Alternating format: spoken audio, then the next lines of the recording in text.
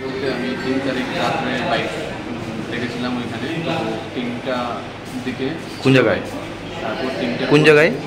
এই তো এই অভয়নগর, এই যে রবীন্দ্রনাথ পার্ক আছে ওর সামনে একটু দিকে ওই জায়গায় বাইক রেখেছিলাম, যে 3টার পর্যন্ত দেখেছি ছিল বাইক, তারপরে বাইকটা আর ওখানে নেই, পাওয়া যায়।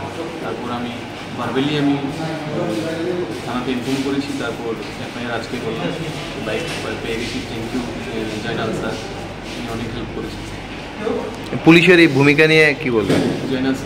জয়নাল হোসেন স্যার অভয়নগর অনেক হেল্প করেছে।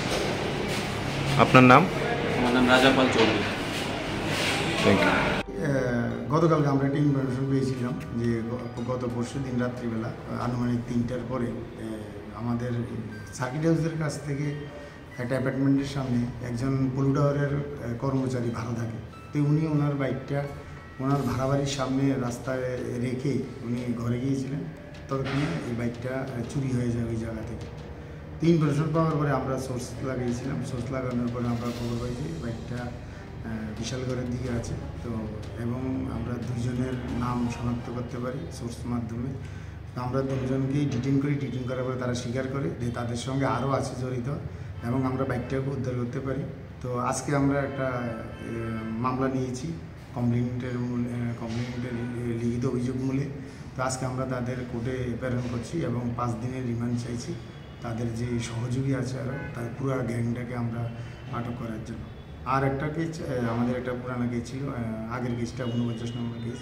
ওই কেসে আমরা একজন চোর ধরেছিলাম যেটাতে স্বর্ণলঙ্কা চুরি হয়েছিল। তো তাকে রিমান্ড পাঠিয়েছিলাম, 3 দিনের রিমান্ড নিয়েছিল। রিমান্ডেতে স্বীকারোক্তি করে যে আমাদের আরও একটা হার এবং কানের 1 জোড়া দুল যেটা বাকি ছিল, এটা তার মাধ্যমে আমরা এটাও আজকে আমরা উদ্ধার করতে পেরেছি। তো এটাতে 100% আমাদের সব কিছু উদ্ধার হয়ে গেছে। আমরা আজকে তাকে কোর্টে প্রোডাকশন করছি। বাইক চুরি কেসের নাম হচ্ছে এমডি শাহিম একজন, আরেকজন হচ্ছে শরীফ মিয়া। একজনের বাড়ি বিশালগড়, আরেকজনের বাড়ি রহিমপুর, বক্সনগর রহিমপুর। বাইকটা কোথা থেকে চুরি হয়েছিল বলেছিল? বাইকটা চুরি হয়েছিল আমাদের সার্কিট হাউসের কাছে একটা অ্যাপার্টমেন্টের সামনে। ওই অ্যাপার্টমেন্টে উনি ভাড়া থাকেন।